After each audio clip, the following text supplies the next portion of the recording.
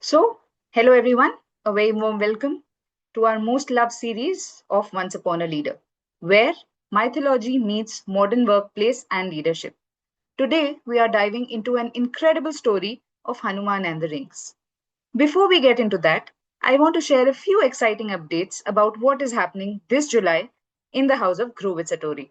We have three great sessions coming up that you will want to lock into your calendars.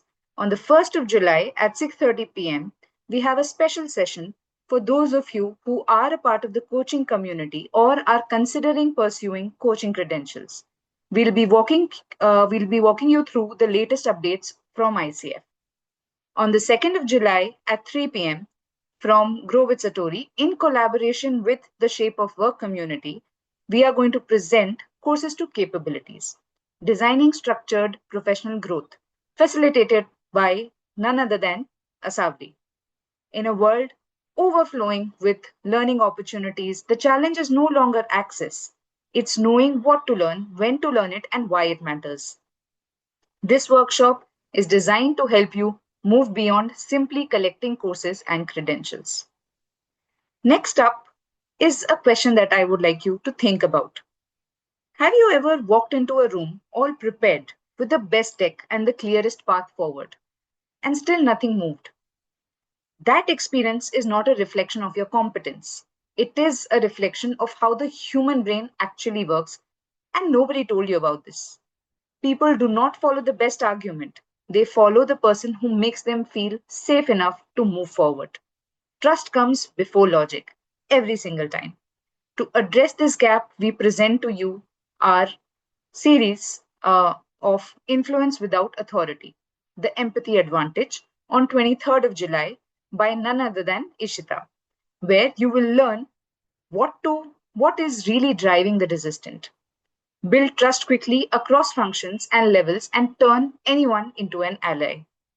Now, without further delay, I would like to kick off today's session. But before we move into that, I would like to introduce our facilitator of the day, Ms. Shanti Sharma. The more I talk about her, the less it would be. A person with over 28 years of experience in learning and development. She has spent the last several years coaching and developing leaders across organizations. She is an ICF certified professional with professional certified coach, an EMCC senior practitioner, a certified mentor coach. Her work spans across executive coaching, learning, team coaching, and organization capability building. Known for creating reflective yet highly practical learning experiences, she enables leaders to translate insight into action and build stronger teams, healthier workplace environments, and sustainable performance. Please join me in welcoming her. Over to you, ma'am. Thanks, Akansha. Very happy to be here once again with a series that I personally love because I love reading, and this forces me and gives me that opportunity to read a little bit more, research a little bit more. And every time I hear my own introduction, I say, oh my God, I'm getting old. 28 and 30 years of experience feels really heavy. But yeah, it is what it is. With that, let's start. Welcome to this session, Once Upon a Leader. Just to reiterate, this is a space where we slow down, we reflect, we look at leadership slightly differently, not through models, frameworks, slides, but through stories that have stayed with us through ages, through centuries. Because leadership is rarely shaped in very clear, clean moments. It is shaped in everyday experiences, the choices that leaders make, the systems that we operate in, the teams and people that we engage with. So before I start sharing this story, I would ask you to all just pick a pen, phone, laptop, whatever is available, and write down what challenge in your life today completely feels unique to you right now. Take about 30 seconds, and then once you're done, just give me a thumbs up and we'll move forward. I'll repeat the question. What challenge in your life today feels completely unique to you right now? It has done. Wait for a couple of more thumbs ups and then.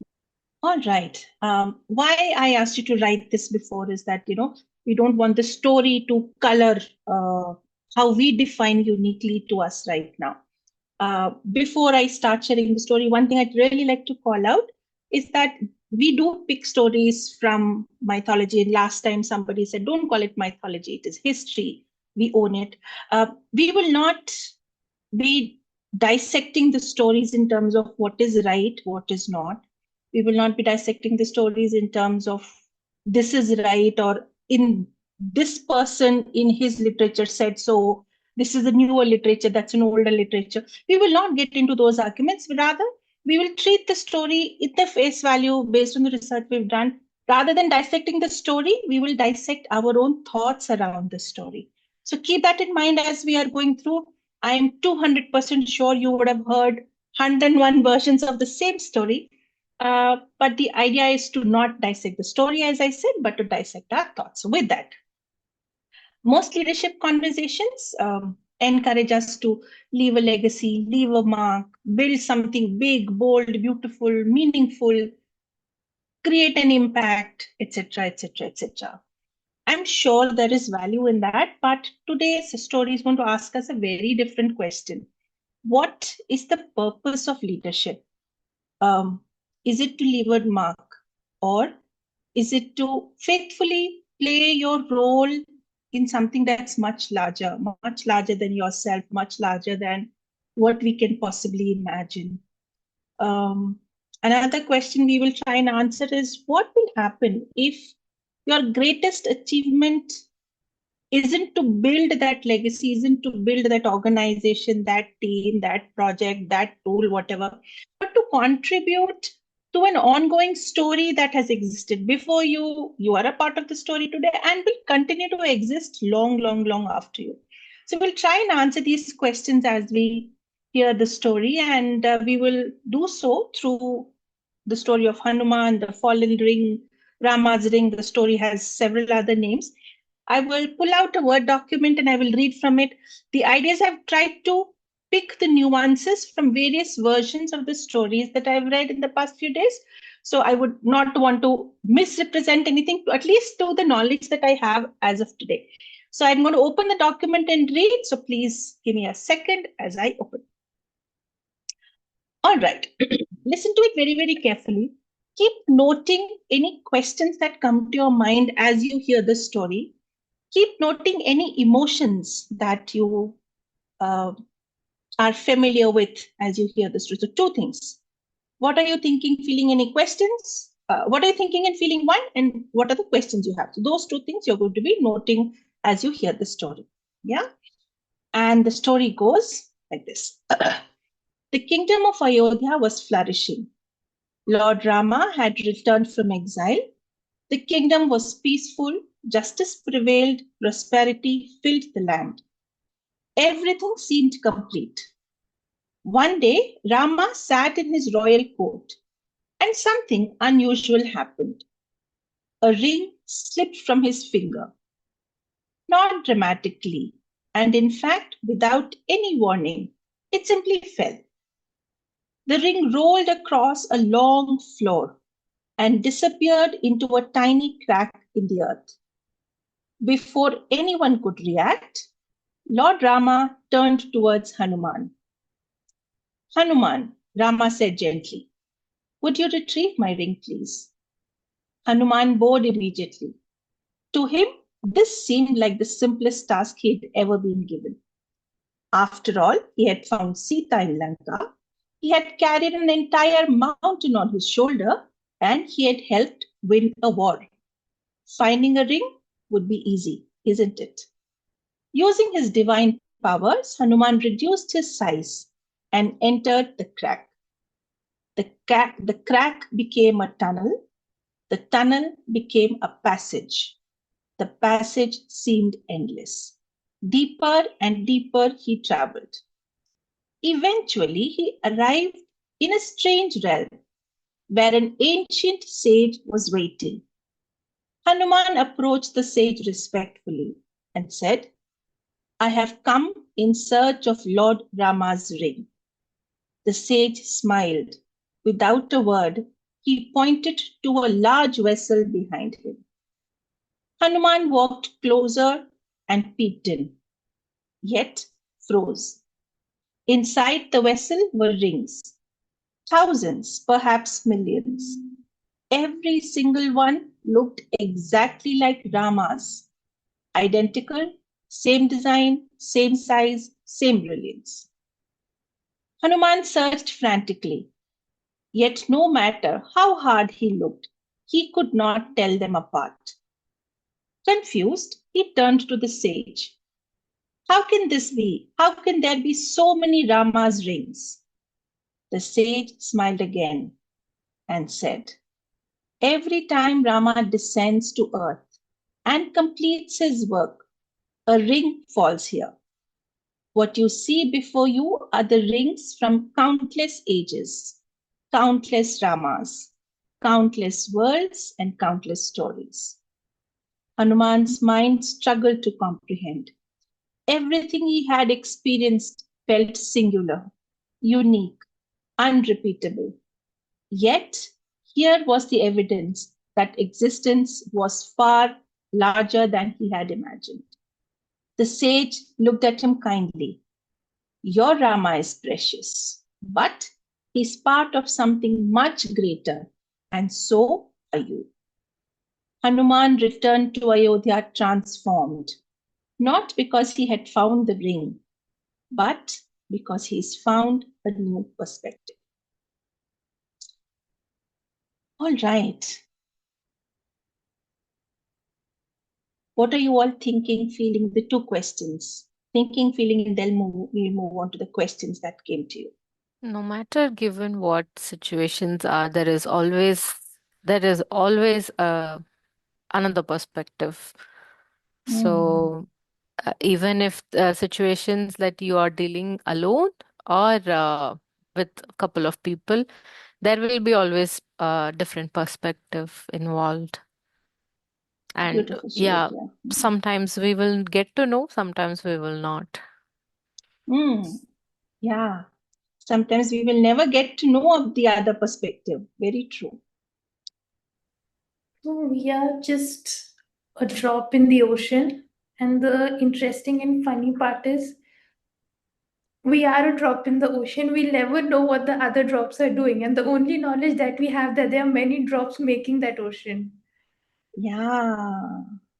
There is so much unknown. Yes. True, Asavri. Yeah, Ishita. That's why I was writing the challenges before the session started. I was thinking, oh my God, I mean, writing itself makes me feel so overwhelmed. Everything is, I have to do it. I have to take care of this. I have to perform that. Um, but in fact, we believe that the world is revolving around us, but in fact, the world is revolving somewhere else, and we are revolving around with it. We are Yeah. trying to catch up with that world that's revolving in its own pace. How beautifully put. How beautifully put. Yeah. Anyone else? Any other thoughts? Any questions that you want answered? Okay, you lost the chance. Now it's my chance to ask questions. Try to answer my questions. All right. So we are going to talk about the illusion of uniqueness. You know, my first statement, write about a statement that's truly unique to yourself, a challenge that's truly unique to yourself. And many leaders quietly believe that my challenges are unique. My organization is different. My situation is unprecedented. Nobody ever has gone through this earlier. Nobody truly understands what I'm carrying. Nobody understands my home front, my home situation. Nobody has had a tough manager like I have. Nobody has had a tough team member like I have. My stakeholders the toughest in the world. You know, we all carry these um, so-called unique challenges. But the vessel of rings actually says otherwise, right? Please return to the unique challenge that you wrote at the start. Now, with this newer perspective that there are other rings in the vessel, there are other people, other instances who've gone through exactly the same thing that we are going through today. What changes, even if it changes for you slightly, when you are considering that generations of leaders, generations of team members have faced the exact same thing in the same similar way? What is changing for you when you relook at that statement now? Surroundings. Tell me Um, more, Srividya. Surrounding. like the challenge which I have noted down is work-life balance. And I have spoken to n number of people, married women who are handling this. But even they tell the same exact story, all the blockers that we are handling. Um, but at the end, when I look back and when I try to do something in my surrounding is with people where there is a dependency, but also they understand that okay, she has to go on with her work. So it'll be kind of like I'm there is never a work-life balance in my story.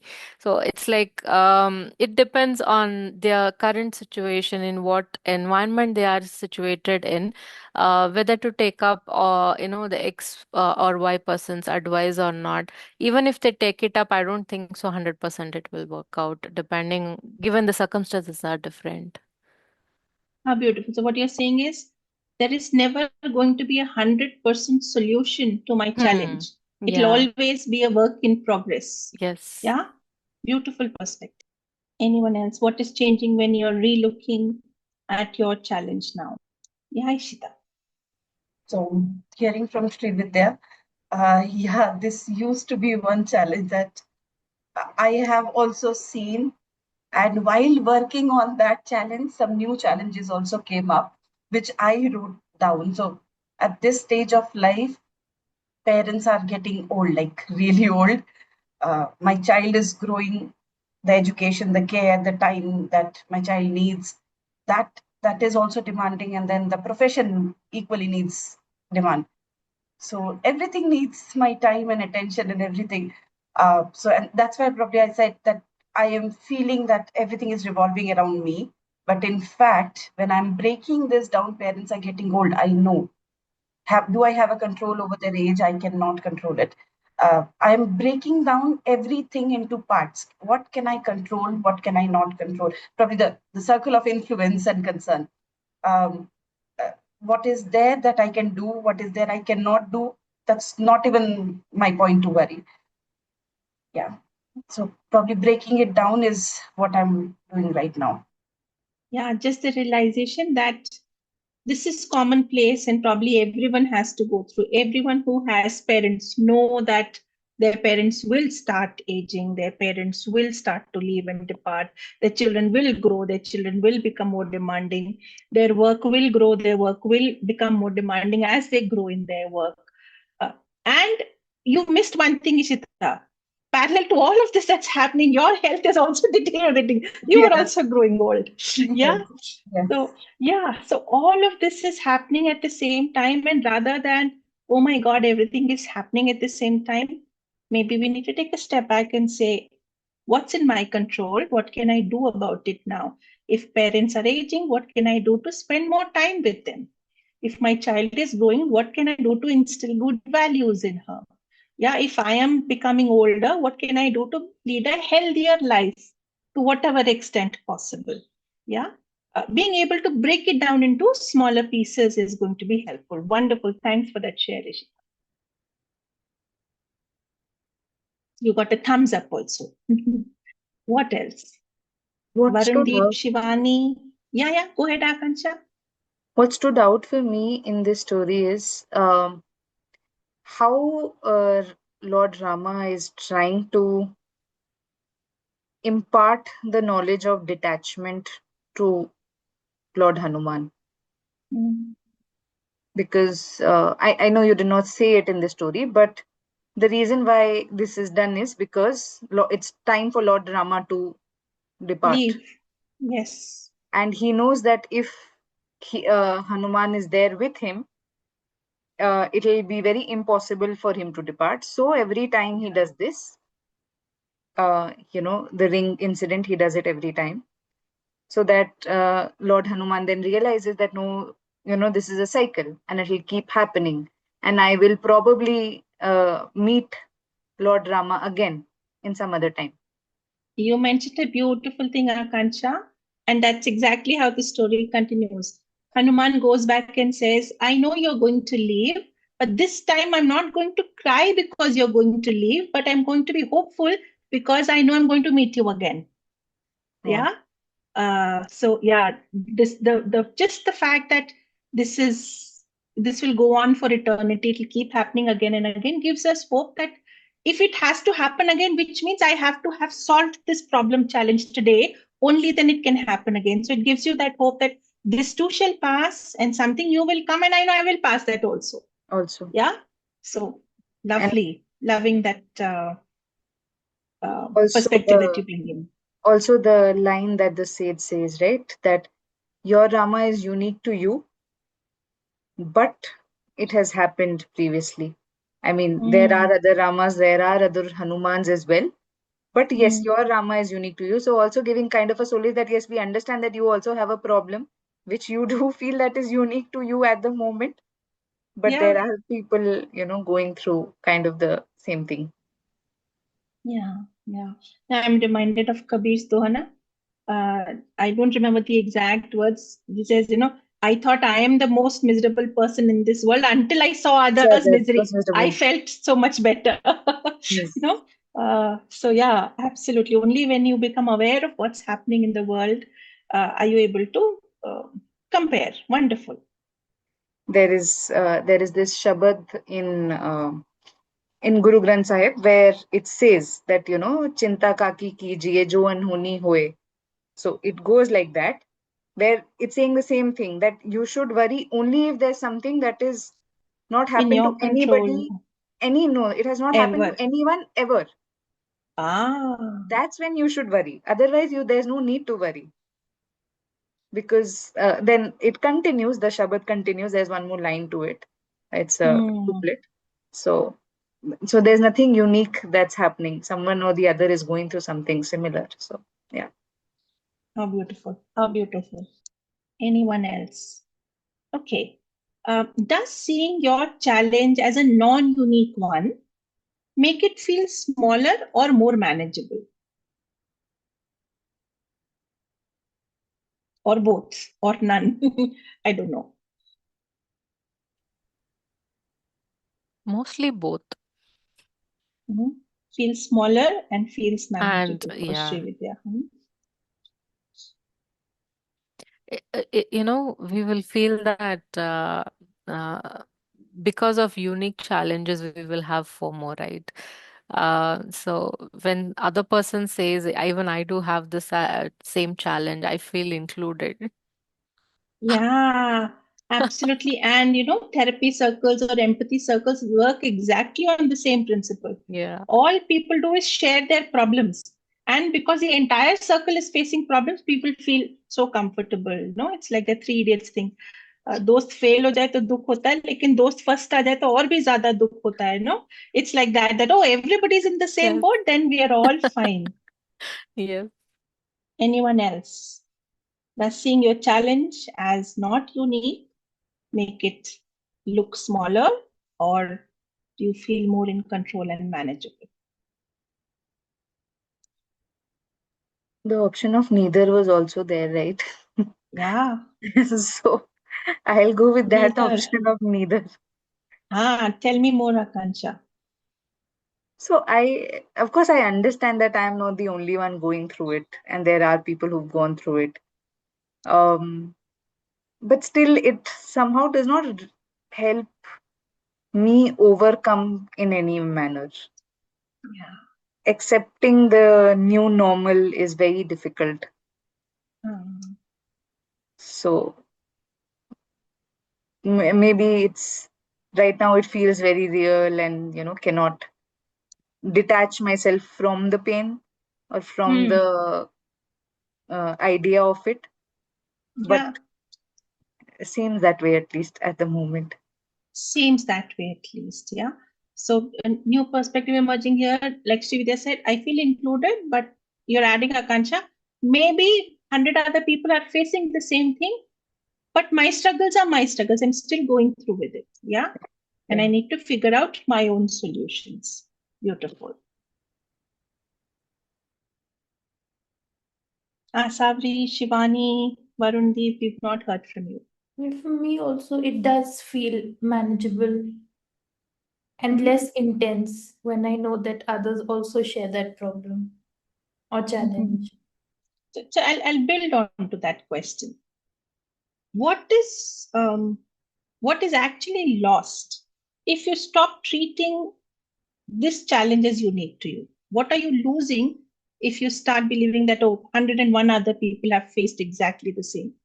The good part would be the baggage we carry, the weight we own, getting overwhelmed that we have to, solve this problem, especially when we are having deadlines to solving the problems, then it becomes much difficult. So that weightage will completely reduce. So it helps me clear my brain. Okay, this is normal. It's not something unique. So that's a good part of getting to know that it's not unique. Yeah, yeah. Thank you. Akansha gave an expression to, that tells me I can't figure out what I'm losing. Somewhat, yes. Like, I don't know. I'm still not in terms of it. I think there's still a denial or something like that in the head somewhere. So Mm. There is a denial, and you have that awareness. yes, I do. Mhm. That I am somewhere living in denial. I am aware of it, Mhm. but I don't know if I am willing to um, acknowledge it and move forward. I don't know if I'm there yet. Yeah. And what are you gaining by holding on to that space of denial? Happiness, I don't know. A weird sense of happiness, probably, of being in that. Hmm. Yeah, sense of happiness. So it's a choice that you're making. Yeah. Hmm. Definitely not a healthy choice, but yeah, it's a choice. It's a choice. It's a choice that Akansha is making today. A choice may change tomorrow, and that's absolutely fine. Let's move on from this whole concept of uniqueness to another part of the story. Um, Achievement and the questions around ownership. The story questions our relationship with success. Hanuman, when he's tasked to go down and retrieve the ring, says, I've done this, I've done this, I've done this. And how difficult could possibly getting a ring from a crack be? But that rings remind us that every achievement sits inside a much larger story. Um, if I ask you to think of an achievement that you're genuinely proud of, how much of it was truly yours? If it was not 100% truly yours, who else or what else made it possible? And would you want to name them now here in the call? I know I've asked multiple layered questions, so let me redo it. Think of a significant achievement in your life. How much of that achievement was all you? If it was not 100% you, then who and what else aided you in completing or achieving that? And would you be brave enough, courageous enough, willing enough to share it on the call today? I'll share a very recent incident. I don't know whether it was if I can count that as a very successful thing or not. But so Uh, the reason, Pause. okay, You define your own success. It okay, need not be success in somebody else's eye.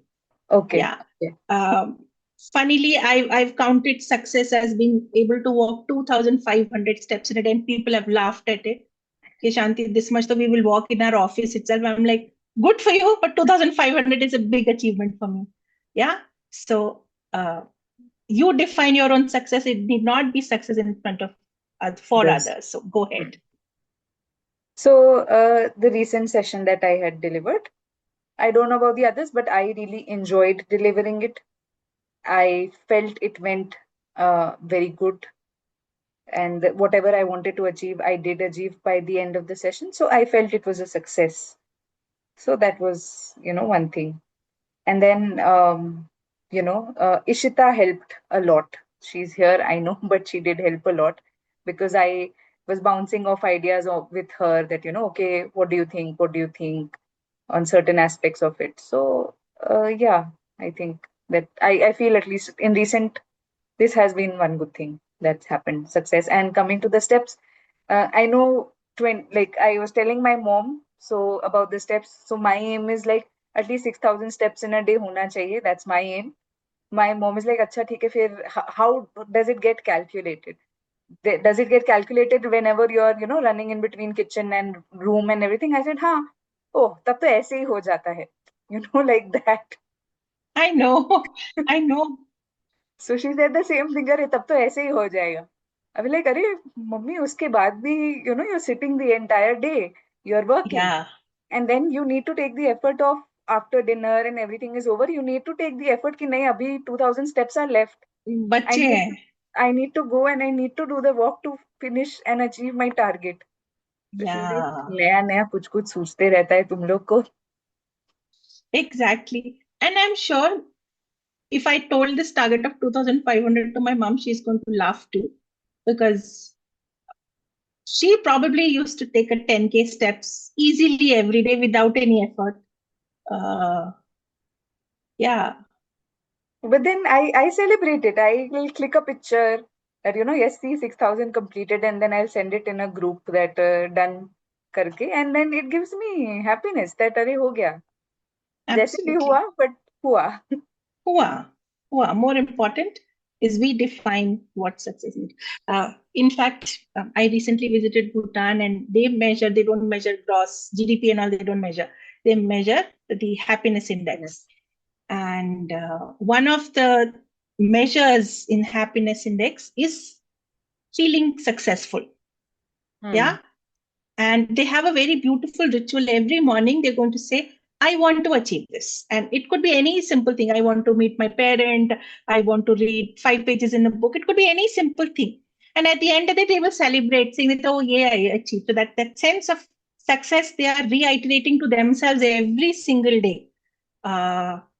Gives them that, sense of I have accomplished, and gives them that sense of happiness. So yeah, we are digressing. Let's come back. Let's come back to achievements that we are proud of and who else made it possible. Asavri is smiling, so I'm going to ask her to share. I'm going to digress. That is why I was not answering. Go ahead. I'll bring you back. All the conversations regarding walking, it's like we learned how to walk when we were 8, 10 months old, and now again we are learning how to walk. Yeah, And in this journey, I think apart from us, it's technology that is really supporting us in tracking our steps. absolutely. Yeah, that's why I said who or what. Sometimes who is easier to remember, but what is very, very difficult to count. So, absolutely, technology is supporting us. Otherwise, how would we ever know how much we are walking? Just the fact that, oh my God, so I just came back from a vacation. I've been a couch potato all of yesterday with my thighs and my back and my knee, everything hurting. At the end of the day, it was 650 steps. So I'm like, ouch, I really need to do something about it. I am in pain. I would not have known at all that I've not walked throughout the whole day. I think those are just visits to the kitchen and washroom is 650 steps. That's all. Yeah, technology support. Yeah. Any idea why I'm questioning or asking you to think about who or what has helped us achieve success? Maybe to bring out like not just problems will be unique, even your successes are. It might be common, but it still is unique to you. It is unique to you, and the environment, which is the who and the what supporting you. will look and Yes. feel different in every problem statement. Yeah. And in fact, even Hanumanji had to be reminded multiple times that, he hasn't achieved it alone. And there's one beautiful story in Ramayana. We cannot hear you. I Um, think you'll have to remove the headset probably. Disconnected. Can you hear me now? Yes. So when my phone rings, I think it connects to my phone immediately and then the voice goes there.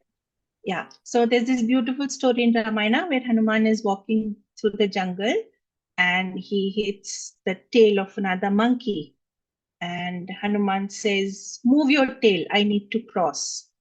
So the monkey says, "Move it yourself." So Hanuman says, "Do you know who you are talking to? I am Lord Rama's most favorite devotee." So he said, "Maybe you are, but I'm too tired, too old to move my tail.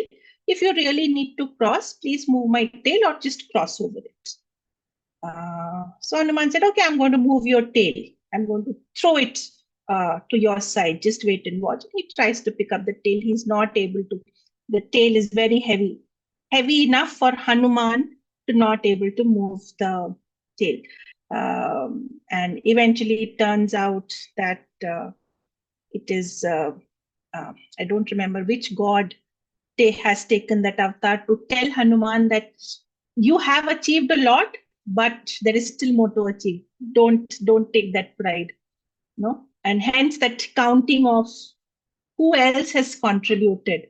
So he says, I went to Lanka to inform Sita, to find Sita Mata.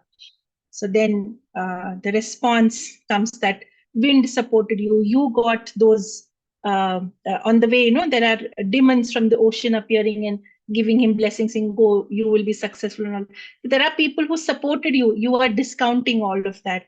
And even through this story, the ring story, Hanuman is reminded that uh, he may have done so many things, but success is relative. There is always somebody who's had greater success. And hence that thought of, do you want to think of everyone and everything who has helped you achieve what you have achieved today?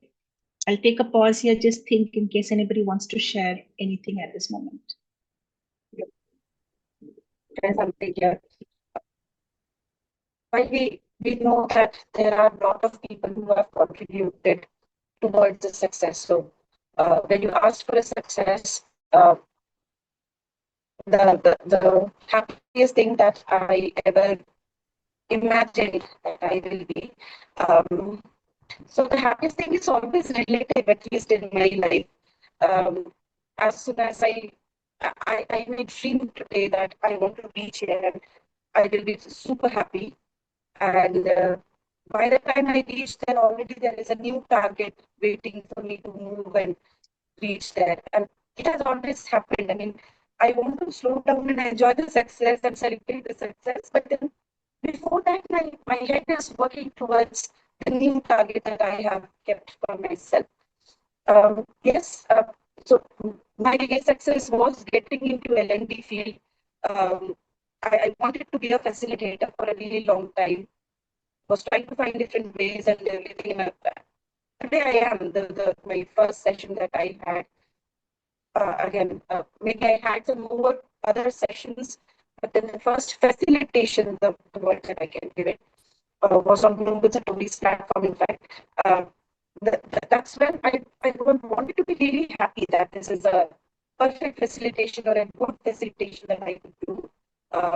But was I happy? I was looking forward to many more to come. Um, with that, uh, while I was looking forward to other targets that I had, it was a very, very sad feeling that I could not celebrate. This is what I wanted. This is where I wanted to be for such a long time. Now, when I'm getting this, I'm not able to be very happy. I thought it will be like a Shah Rukh Khan wala picture wala movie. The end. Heroine ka shadi ho gaya and you're very happy. It was never like that. I wanted the day to be very phenomenal and awesome. But it gives you that weird, sad feeling that yes, you have achieved this, be happy, enjoy, celebrate, and then think, yeah, करना ही है, but Yeah, we have two extremes. One that gets lost in its success and forgets that others have contributed, and the other extreme, you, Ishita, who's not able to celebrate success, rather has already set another target.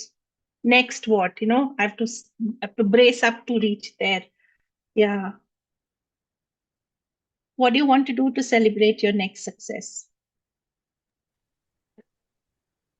right now it feels like it will be again like a Shah Rukh Khan movie. But Yeah, what do you need to do to make it a Shah Rukh Khan movie? enjoy the day with. There won't be a one particular day, but then the moment of realization will come eventually. That I have achieved this success, this landmark, or a milestone that I have kept for me, and I want my people to be around me, um, being happy. I guess, yeah. Question to you, Ishita. Have you written down what success means to you? Do I have to write down? I dream about it every day.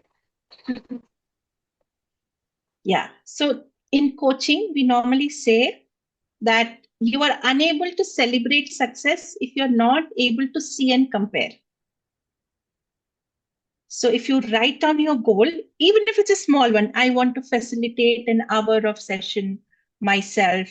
I want to ensure that there are X number of participants. I want to ensure I get X on Y kind of a score. Whatever, just one small statement. And the moment you achieve it and you look at it and compare, you are able to that realization that yes, the way you define success, you have achieved it, becomes stronger, and your ability to celebrate becomes better. Yeah. And then you define, now that I have to celebrate, as you said, I want the people that I love around me.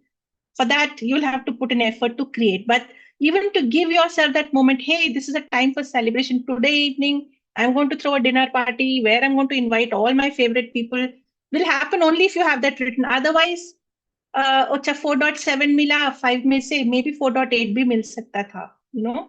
Maybe I'll celebrate when I get a little bit more. Why not 5 on 5? We'll constantly, upping our bar uh, and waiting for that perfect moment to celebrate when the perfect moment was now. Yeah, so see if you can write it down. And you're not audible, Ishita. Yeah, this is indeed a very valuable suggestion that I got from you. I am going to write it down.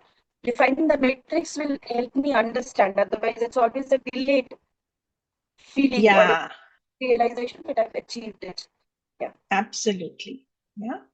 Thank you. Yeah, Kancha. Welcome. So about the success aspect on how to so after the session got over, the lunch and all was very hurried because the concentration was on the session. So the lunch was like ठीक है, whatever, just eat it because you have to eat, that Move kind on. of a thing. So that kind was the lunch. So after the session got over, and because it went well according to of course my thing, I was like, okay, I had told my sister that we'll go and have coffee. So we'll take a coffee break and we'll go and have coffee. But then when the session went well, I said, okay, I will go and have coffee because firstly, I don't have coffee very often. So now, because I am going to have coffee and the session has gone well, I am not going to go to, some small place and just stand and have coffee. I want to go to now a cafe and sit and have coffee. So that changed. Lovely. So I did that. After the session got over, we went to a nice cafe, we sat there, both of us had coffee, and then we came back home. Lovely. And our brains are wired in a way that if you do this consistently after every success, celebrate it in this way, your brain will start yearning for that celebration and hence will work harder to get towards success. So, more welcome. Anyone else? Varun, Shivani, Rishabh, If you're finding it difficult to speak, please use the chat. I'll read the chat also. But do participate. This is intended to be a conversation and engagement. Yeah. Let me ask a different question now. Where might ego be adding to your stress rather than to your effectiveness when we are talking about success? It was Hanuman's ego that he said, I found Sita, I've helped win a war, I've carried the mountain on my shoulder. How difficult is it going to be? Ego can come in the way of success when we are attaching our success with the outcome and not our own capabilities and effort. I think that is when it will come in the way. Lovely. And there is, the whole new way of performance management focuses on progress as compared to the outcome. Yeah, lot of organizations have given up on the bell curve, saying that measuring everybody by the same yardstick doesn't make sense. Today, Asavri, you get a 7 on 10 and Ishita gets a 4 on 10, and 6 months later you have reached 8 on 10, but Ishita has reached a 6 on 10. Who has made more progress? Of course, Ishita. Yeah, so rather than just looking in terms of outcome, she's still lower than you. But in terms of progress, she has made more progress. So her ability to grow beyond an 8 on 10 eventually is really stronger. So a lot of organizations are moving to measure progress over the outcome. So absolutely, when we tie the definition of success to outcome rather than progress, we are thinking and speaking through our ego. Thank you for calling that. Now Ishita is thinking, make up 4 on 10. Well, something I think witness this with parents, grandparents as they grow old. There is kind of an ego that I know that I have done this. I've been there. I know this. Yeah. I see that I catch myself pretty often being into that stage. Why am I doing this? Why am I doing this? Catching myself helps to a greater extent. But I also feel that learning can come through anything. I mean, my mom forced me to take music classes. And she pushed me कि ये शुरू किया है, then finish the third year. And she got me enrolled to Allahabad University for classical music and everything. I gave the exams, I got the certificate, and I was like, this was the sheer wastage of time. And I was telling my mom throughout my life. And in this stage of life, I have done a lot of voiceovers, in fact, gained money to do those voiceovers for various platforms. Of course, because of DPI, I cannot post it anywhere, but then I have given the voice as caller tunes. I've given the voice as the voice for an app, various apps. So, and where did I learn that annotation, modulation? Probably that music class. I don't think I was born with it. I'm not Lata Mangeshkar. So my understanding is that it's important to catch, but then sometimes even if you have the habit of catching yourself, getting into that ego that I shouldn't be doing this because there's always a learning, and that grounding thing should be there. How much can we do with only catching ourselves? I don't know. Beautifully put, Ishita. Ego does come in our way because the moment we celebrate, it puts on that layer on our ego saying that, hey, you've achieved this, you've done this. But knowing that every situation is unique, even if the situation is exactly the same, unfortunately, you are not exactly the same. You now have the experience of the previous situation.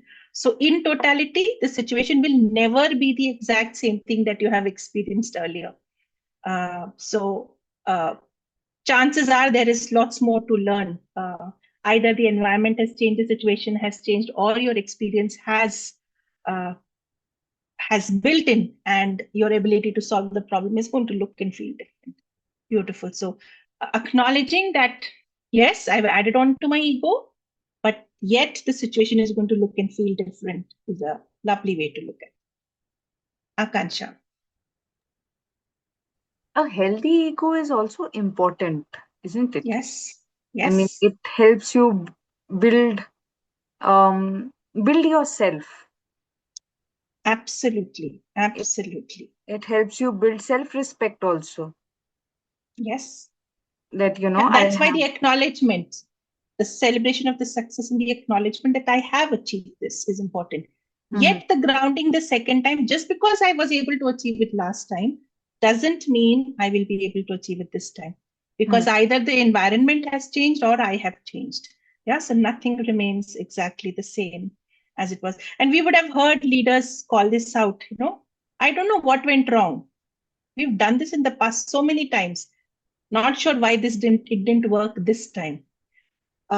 Because there was an assumption because you've done it in the past, it will work. या हमारे बचपन में हमने ये किया था तो पता नहीं तुम क्यों नहीं कर सकते. Your situations were absolutely different. My situations are very different. And my children's situation, my team members' situations are going to look very different.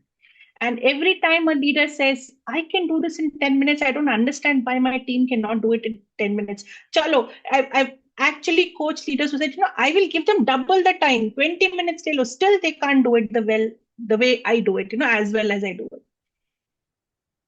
Hello, if they were able to do it as well as you would, then they would not be reporting it to you, right?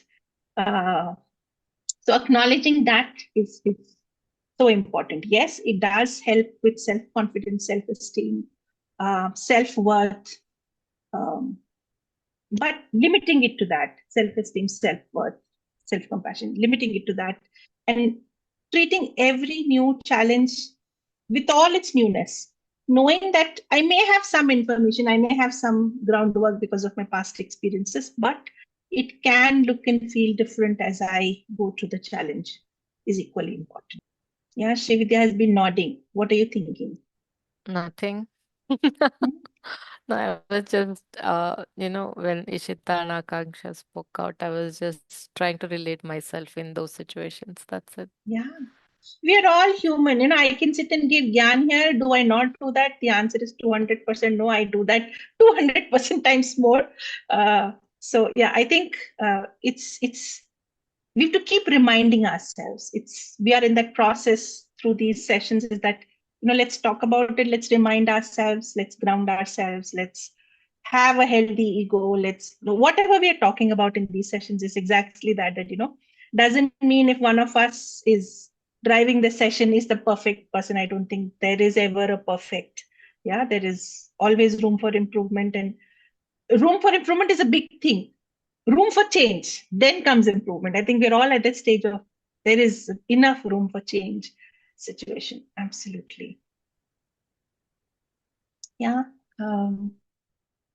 Let's come to another aspect of the story. Yeah. Every leader inherits something, and they have to leave a legacy. They have to pass something forward. The rings remind us that there have been people who've done things before us. There are people who are doing things at the same time as we are doing, and there are people who will do it even after us. What is it? What ring would you want to leave for your future generations?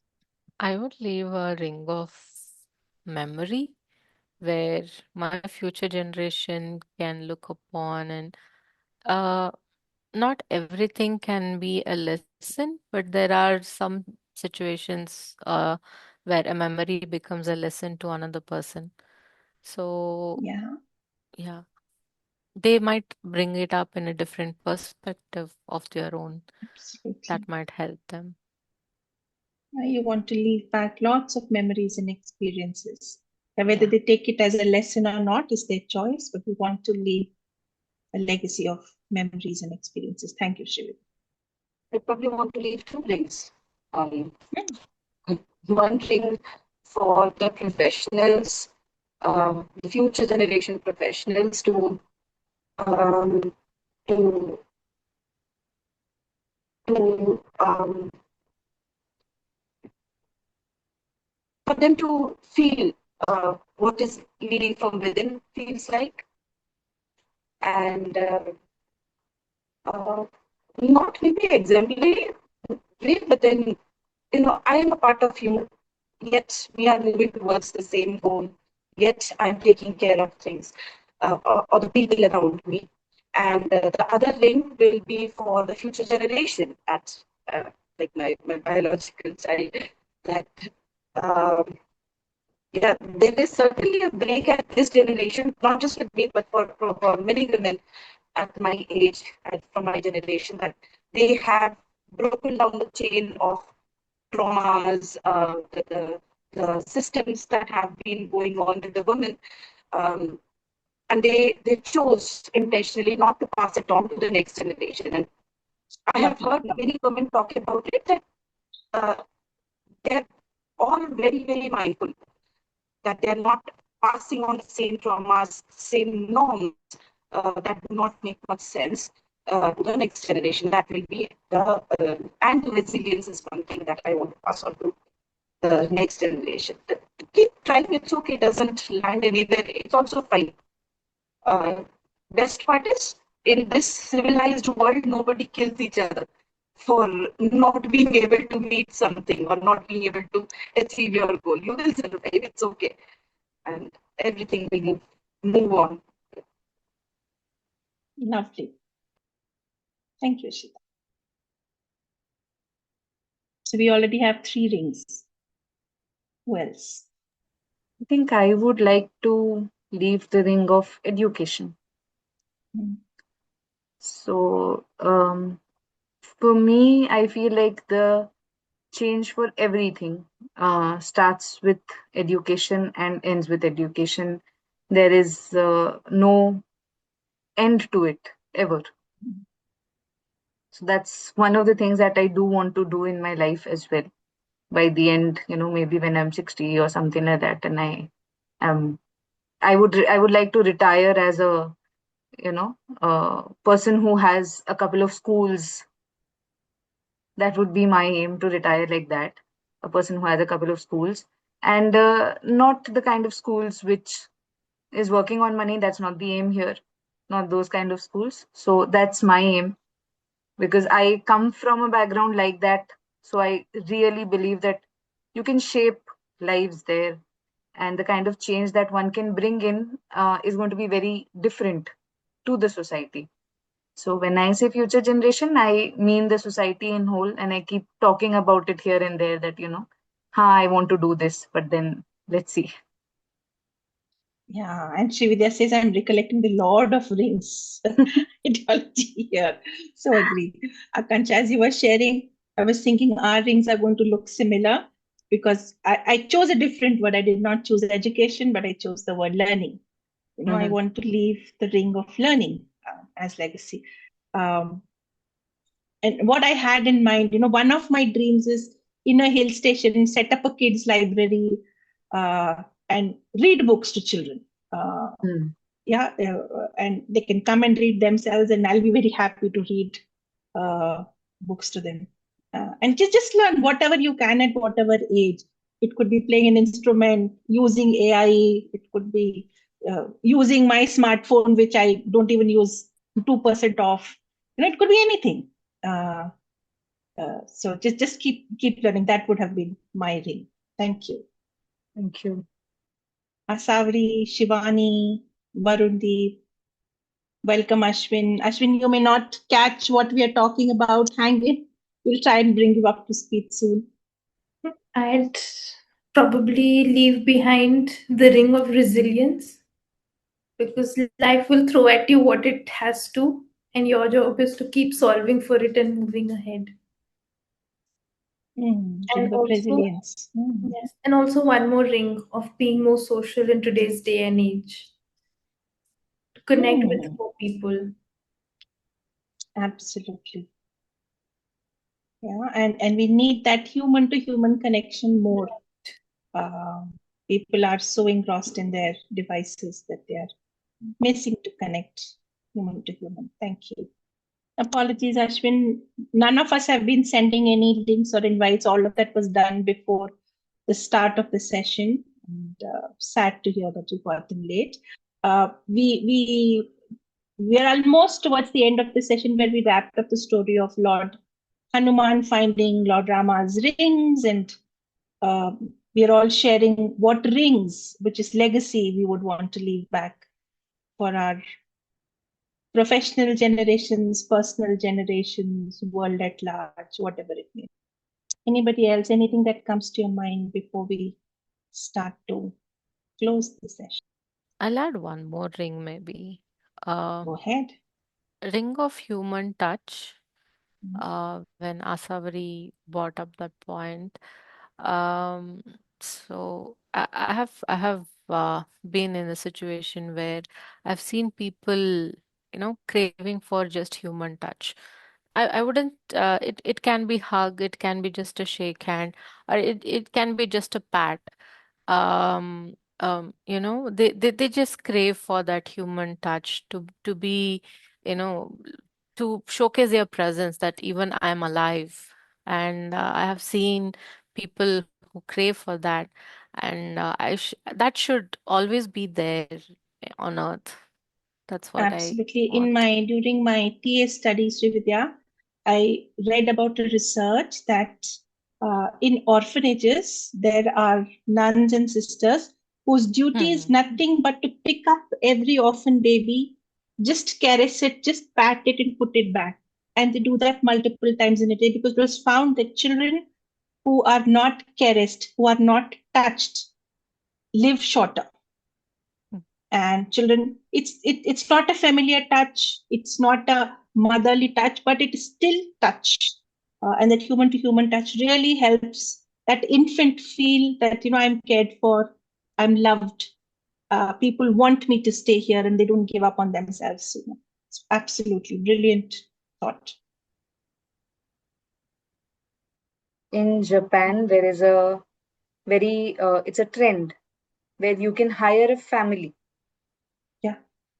You can hire an entire family where they'll just come and sit with you and then they're going to talk to you.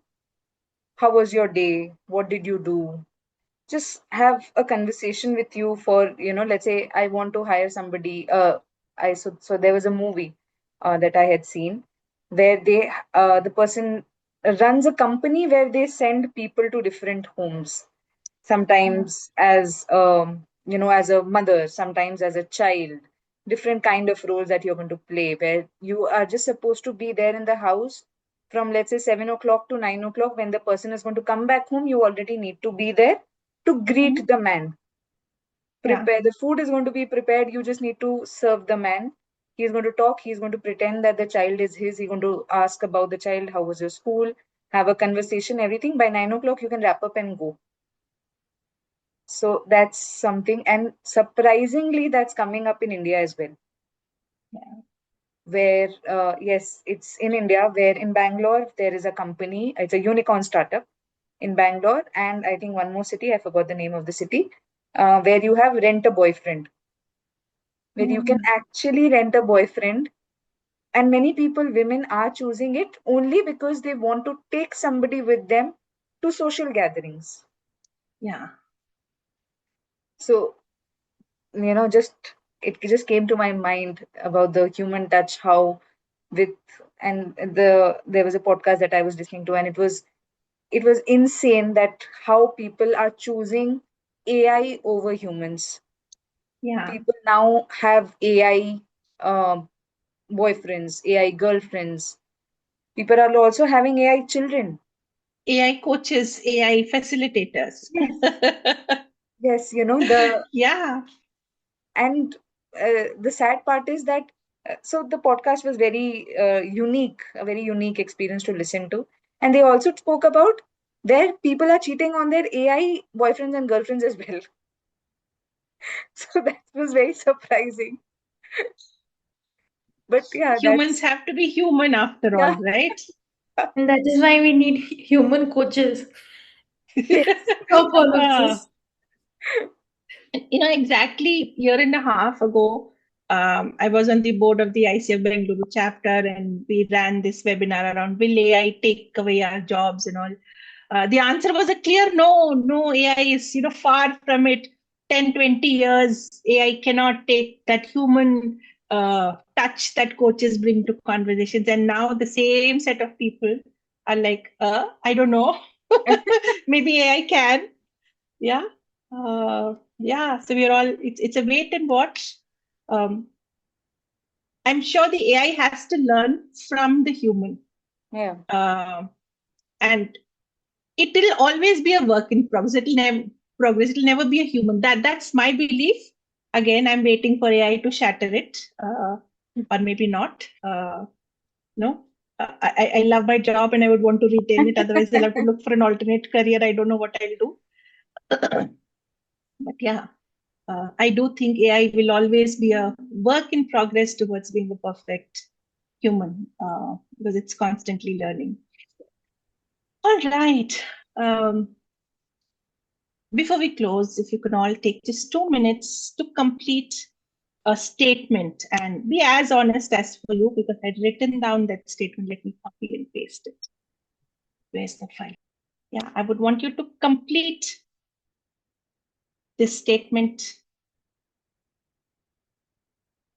And if you want to share, please do share. If you want to keep it to yourself, feel free to keep it to yourself. I found lots of value in today's conversation. I'm going to share a screen for feedback. Please do provide feedback for how you've experienced today's session. And in the meanwhile, if you want to share that completed statement, I'll be very happy to hear what came up for you. If you want to just answer one part of the statement, that's fine too. And in fact, the first question I wrote it for myself, something I need to stop taking personal pride in, is how I brought up my kids. I take immense pride in what beautiful children I have. I think I need to stop taking pride in that, because a lot of it is their choice of who they wanted to become in their lives.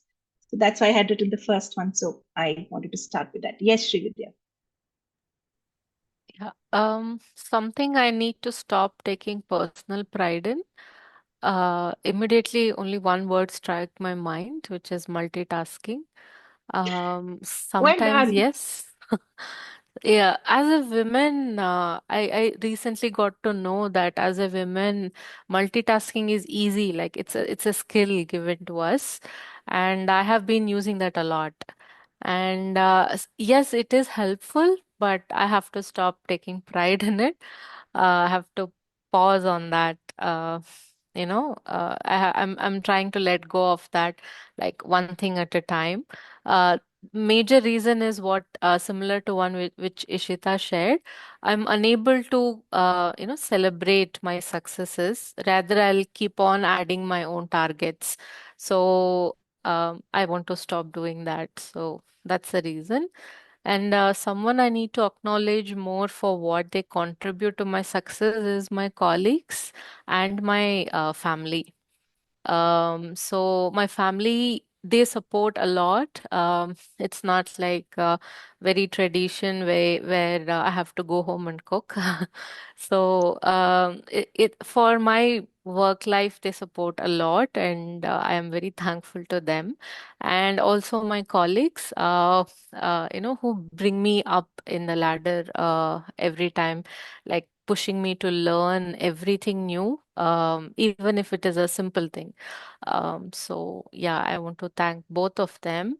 And one way I can serve larger mission, rather than my personal story is, um, uh, I like gatherings where,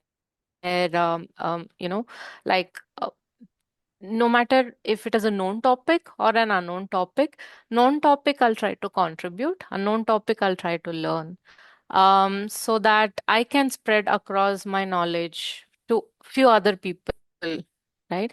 So it can be of any, there is no, constraint of this is what I have to share related to professional or personal. It can be anything. Something which I share can be a eye opener for some other person. So that is what is my answer to Came that. to your mind. Thank you. And your love for gatherings, I can totally resonate with Srividya. The way you actively participate in the sessions is evidence. Please do go and thank everyone in your family that you need to.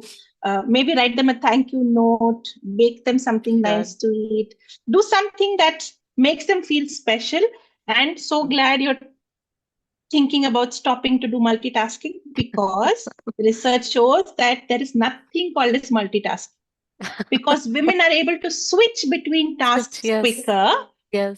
We assume we are able to multitask, but unfortunately we are tiring our brains to an extent that women are getting diseases like Alzheimer's, Parkinson's in far greater percentages than men, because men very openly say, I can't multitask, I will only focus on one thing. And women take One pride thing. in, I will do multiple things at the same time. And by 55, 60, half the things they can't remember, including me.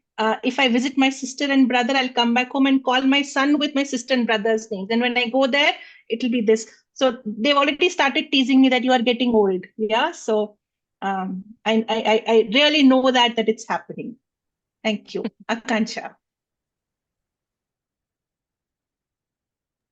I used to take pride in it. I don't anymore. So I What? used to take pride in the fact that I'm not very dependent. Is the is one thing that I really would take pride in. And it got shattered in a very, very bad way. And I learnt my lesson that I don't I should not say this, and now I don't say that anymore at all. Mm. So I learnt it in a very hard way. So yeah, and like Sri Vidya, family and colleagues have been very supportive, extremely supportive from the start. I've been very blessed with very nice colleagues from the start of my career till wherever I am today. I've been blessed with amazing colleagues, and of course, family has been there. So yes, and I think Yeah. legacy. Go wish them, give them that thanks. Yeah. Yes, and And legacy. Yes, legacy. as I said, I want to, be like 65, 70 and have a couple of schools. How I'm going to do it, I don't know, but I will somehow figure out a way and I'll do it. Yeah. Only if you have dreams, you can fulfill them. So go ahead and dream big. Wonderful. Yes. Anyone else? Yeah. I'm hoping. Yes, Ishita, please go ahead. I can go next. One thing that I stopped taking pride in was that I can do everything on my own, and which brought me up to a level where people believed that she doesn't need any help. She will manage it. She will manage it. And I think after so many reflective sessions, one thing that comes up for me every time is I had a new birth after I became a mother. Yes, it's actually a new birth. After I became a mother, I actually realized I cannot do everything on my own. I am not that strong. Um, I need support. I need love. I need care. I need food on my plate, and it's this time that I have got the understanding that it's not all me. It's not just me. It's the support of the partner, the mother who lives with me, the my upbringing that has happened. So it's a contribution from everyone that has brought me to this stage. Yeah. And one issue that I want to serve as instead of making it my personal story, is in fact that I just, at every point in time, whatever ups and downs that I have, I just want to say, did I do my best? Yes. Will this make me happy? Yes. I got something, I did not get something, is a separate measure for me. But am I happy at that point in time? If the answer is yes, then I possibly am contributing to a larger mission, because with my life, there are so many lives that are attached. Absolutely. Just the thought that you are part of something bigger gives you so much more courage, resilience, drive to keep moving forward. Absolutely. Thank you. Anyone else? If not, we can hang up. I hope you've all filled in your feedback forms, and we look forward to seeing you all again in our next session. Thank you. Have a great day. Thank you all. Thank you, everyone. Thank you for joining. Thanks, Vanessa.